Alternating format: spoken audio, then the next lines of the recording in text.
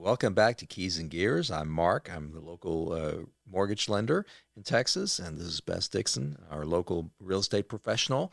And we're here today. Thank you for joining us. We're here today to educate you on the nitty gritty of homeownership, home purchase, all the good stuff in regards to real estate. Today, we're going to talk about a necessary evil, something that people don't like paying, but it's part of owning a house.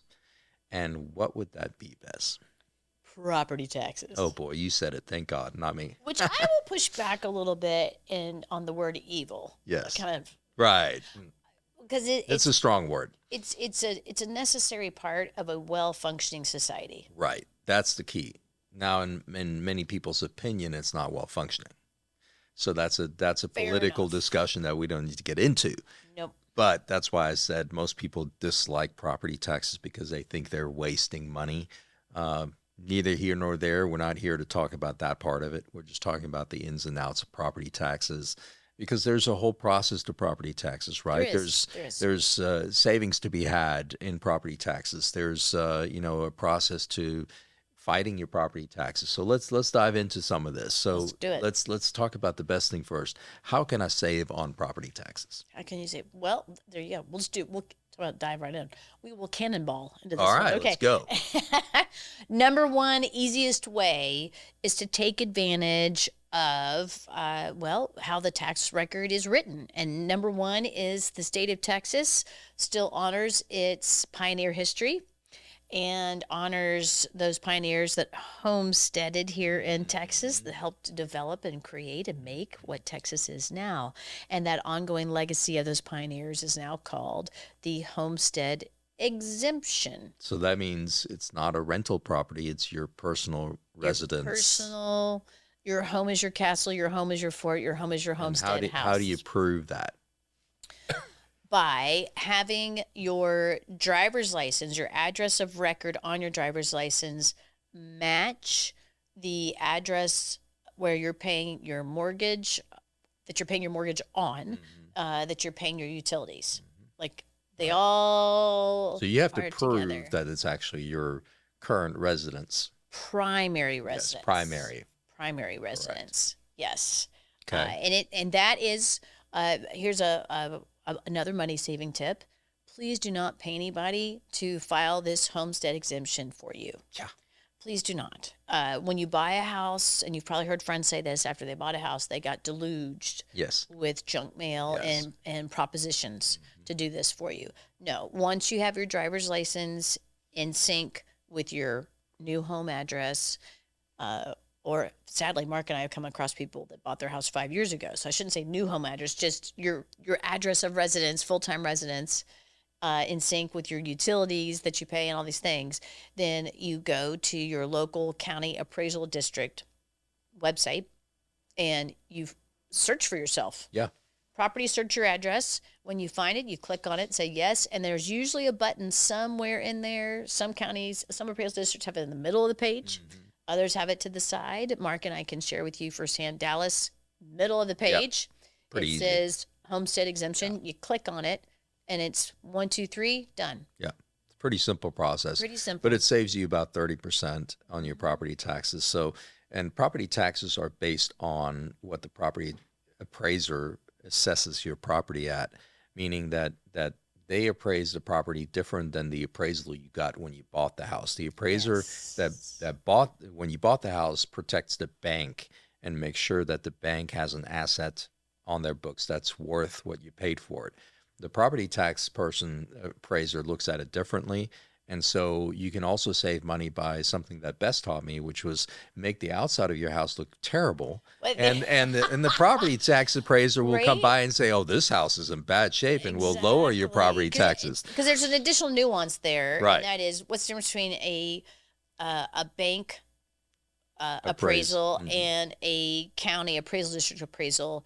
It's literally and figuratively a different point of view. It's and that is the apples and bank oranges. appraisal. The bank appraisal, the appraiser for the bank is, I just had a house go under contract yesterday, and we're going through the option period, but I was also coaching my sweet seller because she's like, okay, now we're under contract. I am ready to pack. I'm like, time out. Until the eyes of the lender, of the bank, Yeah. called the appraiser, Yeah. goes through. I said, we've just sold the house Yep. to the eyes of the buyer Mhm. that we're now under contract to. Now, next step, we have to sell the house to the bank buyer Yep. called the appraiser. Yep. So the bank appraiser sees the interior of the house and takes that into consideration for value, as well as the exterior amenities, backyard, fire pit, that awesome pickleball court you put in, whatever it might be. The county appraisal, it's a drive-by. Yeah. They literally are driving by and just by law is that every 2 years they have to do a drive-by. Right. Otherwise, they do in between those drive-by years, they do like an average, historical average kind of thing across all the neighborhood, right? So tax appraisal really doesn't have anything to do with value necessarily, because real estate value. So a lot of times people tell me, well, it's tax appraisal says it's worth this much. Doesn't mean it's really worth that much. So that's a way you gotta understand the differences. There's also exemptions beyond the homestead exemptions, such as over 65 exemptions. Mm-hmm. So if you have an elderly parent, make sure that those exemptions are on the property, because you're going to save a lot of money with that over 65 exemption, because people over 65 don't have children anymore that are using school district. So the tax assessor drops those people off. But wait, Mark, have you heard this question? What? I have the over 65 exemption in place, or my parents do, and yet their property taxes keep increasing. Yeah, because the home's value is increasing. So there's an interesting, as you dive into the home savings, there's the interesting nuance, and that is the homestead exemption exempts the first $100,000 of value of your home from taxes. It truly exempts it from taxes. Right. The over 65, it is called an over 65 exemption, but actually it's exempting you not from a set amount, it's exempting you from future per $100 of value tax rate increase. Right. So not home value increase, but tax rate increase, meaning if you're in a neighborhood right now and you pay $2 for every $100 of value and you file your 65, 100 years from now, it's still going to be at $2. Right. Locks you in. Whereas everybody else might be at 205, right, 215, 220. Right. Whatever it is. Yeah. Right. Yep. I don't want to miss it. But they're also, it doesn't freeze how much you owe every year. It just freezes the rate, because your property still appreciates. Right. So you're going to be paying more and more in taxes, dollar wise. The rate is different for an over 65 versus normal homestead exemption. And then as a thank you here in Texas for all our military veterans, if you become harmed physically and you are saddled, unfortunately, with a long-term disability, we do honor the military disability percentage. If the military says that you are 10, 15, 20% disabled, then your property taxes are discounted equal to that Veteran Administration statement of your disability. So I am blessed to have many veteran clients and tribe members, family, and several of them pay zero property taxes because they gave everything to us. That's right. And they are at 100% disability, so therefore they have zero property taxes. Now, part of property taxes, it used to be a better process, I think, but you can also protest your property taxes, right? So you don't have to have a sign. Yes, you don't have to be you don't have to be like, you can get arrested if you walk into a sign. No, but you go before. It used to be, I don't know what it's like now. In my day, when I used to protest my taxes, I had to go in front of a panel of crotchety old men who just hated you for even coming in there. By the way, did you know that you can ask as a citizen to be on that panel? Yeah. please be on that You're panel. sneaking up on crotchety. No, I'm just. You I'm can, not. you I can don't ask to want be on that job. panel. All No, citizens. but I mean, you can protest them. It's just anyway. it's not a shoe in to lower your taxes. Even if you protest them and have good Right. ammunition, doesn't mean they have to do it. That probably should be a different pod. Yeah. The protest deal, because there are some hacks on that. Yes, and you can also hire people to do it for you. So we'll go into maybe we'll do another podcast on the short protest. takeaway on that, since we are focusing on savings. Yeah. Is every year make it a habit to protest. Yep. Just make it a habit. Yep. We have noticed that people that protest every year, it's like the tax guys, like whatever. Yeah. Okay, fine. And by the way, wealthy people do this on the regular every year. they pay somebody to go down there and protest every year. Yes. And there's something to the persistency. Whoever yells the loudest, unfortunately. And the protest deadline now is what, May 15th ish? I believe so. I don't remember. They just recently changed it. Mm-hmm. Anyway, so it's a little later in the year than it used to be. It used to be April 1st. So yeah, it's a little later in the year, but nonetheless, protest away every year.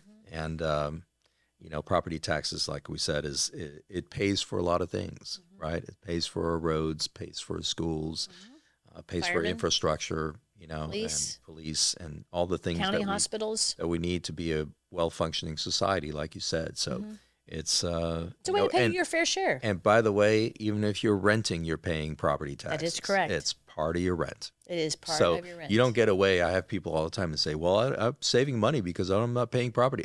Yeah, you are. You are. And for out-of-state people, it's our form of income tax. In my opinion, it's all lumped in together. It's a different form. You may in your state be paying state income tax. We don't have that in Texas. We do not have state income tax. But we have property tax in state of Texas. So if you do the math, it's probably about the same. Probably about the same. It's just a shell game, in my humble opinion. Oh my! In your humble opinion. My crotchety old man opinion. The game guy, the racer.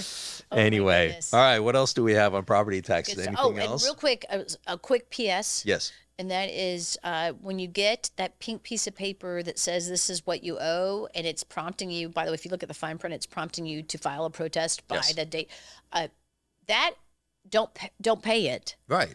If you have a mortgage, your lender will take care of it. That's just a quick closeout on that. You have an escrow account that you pay into every month through your lender, then they will pay it on your behalf. You don't have to do anything. There's a little tax safety tip. Don't double pay. No. Oh my gosh. Getting the money back is a process. Yeah, so. No. Do we have a picture today? No, we don't. Don't have a. We don't. What were they thinking? Picture this. Picture this. How about this? We'll do a visual picture. Yes. And that is, we're talking about right now. We're taping this early spring. Go out in your backyard. If you are thinking about any home improvements and you and your significant other or you and your kids can't decide what kind of a home improvement you want to do on the inside of your house, picture a beautiful backyard and maybe start there. That is probably the biggest family safety tip, health safety tip I could share with you, and that is people underutilize the property taxes that they're already paying on, if you will, and that is your land. Your land has value. Yes. You are paying taxes on it. Enjoy your land. And so one of the biggest make your home better, your life better, your spirit better, your all you better is dive in deeper into that backyard and start practicing some home improvements back there. Absolutely, 100%. I mean, in my opinion, that the lot is worth more money than your house. So most of the home's value is not in the home; it's actually in the lot, the lot's location, the lot's size, and when you can beautify it even more, it adds value because the house looks better, it sells faster, it sells for more money. So a lot a lot of people neglect the backyard on the money wise. Recently, one of the appeal of the house that they were looking at was it had an herb garden right outside the kitchen. They were so excited, and it did end up being multiple offers. And I said in passing, I shared in passing with the other agent how excited they were to be able to be The herbs, yeah. to Maintain that, to maintain that Yeah. and start using those herbs. And the sweet seller was so excited. She's like, they obviously they get it. So get on it. Now's the time. That's right. I actually That's a key. That's a key to real estate. In my real estate selling days, I had a seller who insisted on meeting every buyer, and so we had multiple offers. And she met every buyer in the backyard, and she quizzed them on which flowers were which. No. And I love that. She used to be an arborist at the arboretum. Really? She used to work at the arboretum, and she was retired. I would buy that house for the yard. Oh my God, the yard was worth $100,000. I mean, it was unbelievable, quarter acre. And she quizzed her, and she picked the buyer based on the fact that he knew the garden. He knew every plant in there, and he said, "I'm gonna maintain it just the way you have it." That's an iris. It was sold. So anyway, so your backyard, it matters to you. It matters to other people. So wise words. Invest in your backyard. Very and the front of the house too, but anyway, backyard it is. Backyard Yes. focus. That's a key to real estate. There you go. So keys and gears. We're glad you're here. Thanks for joining us. Like and subscribe down below, and tell us what topics you want to hear about in real estate, and we'd love to, go deep dive on it. So, see you next time. Love you, mean it.